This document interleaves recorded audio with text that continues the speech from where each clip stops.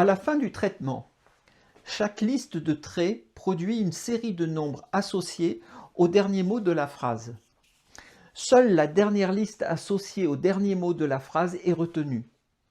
Ces nombres représentent des éléments de contexte souhaitables permettant d'évaluer quel mot du vocabulaire pourrait raisonnablement servir de mot suivant. En effet, souvenons-nous, plusieurs mots sont candidats. Trône, sofa, tabouret, etc. Une passe neuronale finale sur cette seule liste, la désimbrication, extrait du vocabulaire une liste de nombres, des pondérations, c'est-à-dire une plausibilité pour chacun des mots du vocabulaire. Cela s'appelle une liste de Logitz.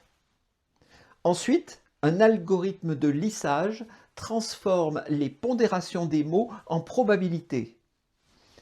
Pour la fine bouche, je signale qu'un paramètre particulier, la température, permet de moduler ces probabilités de façon à jouer sur l'écart entre les valeurs les plus probables et celles moins probables.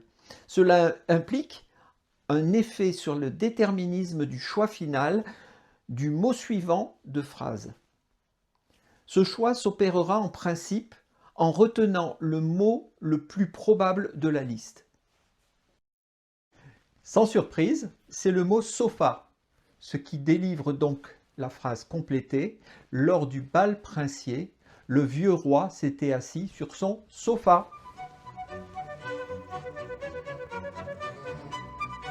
En conclusion, il peut sembler presque magique qu'une architecture composée de centaines de réseaux neuronaux et de milliards de paramètres ne manipulant que des données numériques, opaques pour l'esprit humain, parviennent à produire des textes cohérents.